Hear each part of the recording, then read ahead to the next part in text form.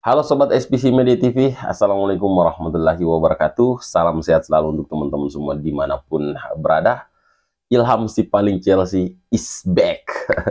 Oke, mungkin agak telat ya. Dan ini saya bikin kontennya jam setengah 4 ya. Jam 3.40 dini hari ya, menunggu sholat subuh. Jadi saya bikin konten tentang tim kesayangan kita, The Blues Chelsea, karena ya saya melihat banyak yang mereview, ya banyak yang menganalisa pertandingan terbaru The Blues, tapi tidak ada yang menjelaskan kenapa Enzo Maresca lebih memilih Neto, kenapa Reece James dirotasi posisinya dengan Malo Gusto ya, kemudian apa namanya, kenapa Moises Caicedo dan juga Romeo Lavia tetap dipasang sebagai duet di double pivot ya. Jadi di video ini saya akan sedikit jelaskan ya, menurut pendapat saya, dan saya rasa Enzo Maresca ini pelatih yang cepat untuk beradaptasi ya. Jadi Enzo Maresca sepertinya sudah belajar ya dari kekalahan The Blues di laga menghadapi The Reds Liverpool di Anfield ya, di mana di situ dia memasang Reece James di posisi fullback kanan, Malo Gusto di fullback kiri, sementara Cole Palmer itu dimainkan agak ke kanan ya, di gelandang kanan. Sementara Malo Gusto ketika menyerang di saat menghadapi Liverpool itu bermain sampai ke gelandang sebelah kiri ya, bermain di half space, bahkan tidak jarang dia berada di depan kotak penalti dari The Reds Liverpool. Sementara di laga menghadapi Newcastle ya, Enzo Maresca melakukan beberapa perubahan, misal memasang Neto sejak menit awal ya menjadi starter ya. Jadi pilihan Neto ini saya rasa sangat tepat, karena ketika Jadon Sancho bermain sebagai starter menghadapi tim yang punya pertahanan tinggi, dia tidak terlalu berani untuk menusuk ke dalam untuk melewati lawan. Tetapi Pedro Neto ini punya kecepatan, dan keunggulan Neto adalah dia bisa bermain melawan pemain belakang ya, 1 lawan 1, bisa melewati dengan kecepatannya hampir sama dengan Noni Madueke di sisi sebelah kanan ya. Jadi sangat pas ketika menghadapi Newcastle, Enzo Maresca melakukan perubahan dengan memainkan Neto sejak menit awal ya. Dan itu terbukti ya, Neto bisa memberi assist untuk gol pertama Chelsea yang dicetak oleh Nicholas Jackson. Kemudian kenapa Enzo Maresca merotasi atau melakukan pertukaran posisi antara Reece James dan juga Malo Gusto ya, karena di laga menghadapi Liverpool, Cole Palmer kan tidak terlihat ya. Cole Palmer tidak terlihat ketika bermain sebagai gelandang di sisi kanan ya. Jadi Cole Palmer ini agak kesulitan untuk mengkreasi peluang, karena dia harus mencari angle untuk melakukan passing, melakukan penetrasi, karena dia harus mencari kaki dominannya, yakni kaki kiri. Sementara di laga ini, ketika Malo Gusto yang bermain di sisi kanan, kemudian bisa masuk ke gelandang kanan, secara otomatis Cole Palmer lah yang bermain sebagai gelandang di sebelah kiri. Dan ini terbukti sangat-sangat tepat yang dilakukan oleh Enzo Maresca, karena Cole Palmer tidak lagi memilih angle untuk melakukan passing, untuk melakukan penetrasi, karena dia berada di posisi yang bisa memaksimalkan kaki dominannya. Dan ini membuat Cole Palmer bisa apa ya, menciptakan pre-assist yang sangat luar biasa untuk Pedro Neto ya. Untuk gol dari Nicholas Jackson, kita lihat umpannya sangat-sangat berkelas. Oke. Kemudian dia juga bisa mencetak gol ya. Jadi bintangnya di laga ini adalah Cole Palmer. Meskipun ya pemain lain juga punya andil dalam dua gol ini. Ya contoh lini pertahanan kita ya, baik itu Levi Colwill maupun Wesley Fofana, di mana dua pemain ini tahu kapan dia harus maju untuk merebut bola, kapan dia harus menunggu. Ya. Dan yang terjadi di gol kedua ini, Levi Colwill ini maju ke depan untuk merebut bola di lini tengah dan terbukti sukses. Ya, kemudian Romeo Lavia memberi umpan ke Cole Palmer dan Cole Palmer menyelesaikan sisanya yang berbuah menjadi gol kemenangan The Blues ya di awal-awal babak kedua. Jadi saya rasa Enzo Maresca memang pelatih yang cepat beradaptasi. Kemudian kenapa Romeo Lavia dan Moises Caicedo yang dipilih ya, bermain di double pivot dan tidak memainkan Enzo Fernandez ya. Karena saya melihat Enzo Maresca menginginkan adanya counter pressing. Counter pressing di mana ketika serangan kita gagal ya, kita harus merebut bola secepat mungkin, kemudian menjadikannya menjadi dasar untuk transisi kembali menyerang.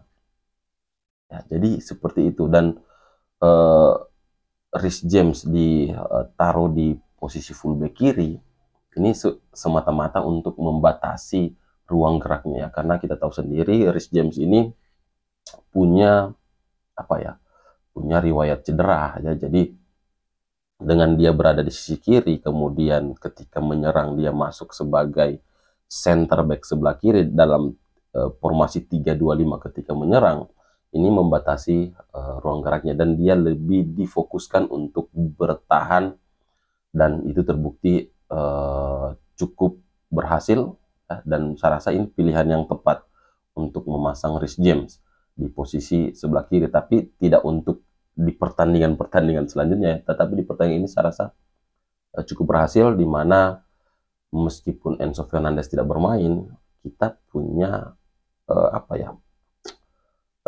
gelandang tambahan lah untuk mengalirkan bola ke lini pertahanan dari Newcastle. Kan beberapa kali Reece James itu bisa melepaskan umpan lambung yang jatuh di belakang pertahanan Newcastle. Ya, jadi cukup menyusahkan pemain pertahanan Newcastle umpan-umpan dari Reece James ya. Beruntung ya, sangat beruntung Newcastle punya Nick Pope yang pembacaan bolanya bagus. Ya, 2 kali di babak pertama dia keluar dari sarangnya untuk menghentikan ya, umpan dari Reece James yang mengarah ke Nicholas Jackson. Saya tidak bisa membayangkan kalau Nick Pope tidak keluar dari sarangnya. Kemungkinan dari 2 umpan yang matang dari Reece James ini bisa, mungkin salah satunya bisa menjadi gol. Oke. Dan untuk Malo Gusto ya, meskipun dirubah posisinya menjadi gelandang kanan ketika menyerang, saya melihat masih ada kekurangan ya, di mana dia tidak bisa mendukung permainan dari Noni Madueke di sisi kanan, dan dia tidak punya sesuatu yang bisa ditawarkan ketika dia berada di half space. Ya, dia masih bingung apakah harus melakukan passing, harus melakukan shooting ya. Jadi pemain ini memang bukan pemain yang bertipikal menyerang, jadi ya kreativitasnya terbatas lah. Jadi di pertandingan selanjutnya saya rasa Enzo Maresca harus lebih meningkatkan kualitas Malo Gusto ketika menyerang. Oke. Kemudian kita kebobolan kan dari Isak. Siapa sebenarnya yang salah ya di gol ini? Sebenarnya awalnya itu ketika Romeo Lavia ya kalah duel di lini tengah, itu sih awalnya. Tetapi saya tidak melihat bahwa Moises Caicedo dan Romeo Lavia ini bermain buruk ya. Tidak, mereka bermain luar biasa. Ketika mereka kalah dalam duel, mereka mencoba merebut kembali ya. Jadi saya suka gelandang tipikal Romeo Lavia dan juga Moises Caicedo. Ya, beruntung Enzo Fernandez tidak dimainkan sejak menit awal, karena kalau Enzo Fernandez main dari menit awal, saya rasa lini tengah kita akan agak ringannya, kurang balance lah, karena Enzo Fernandez tidak terlalu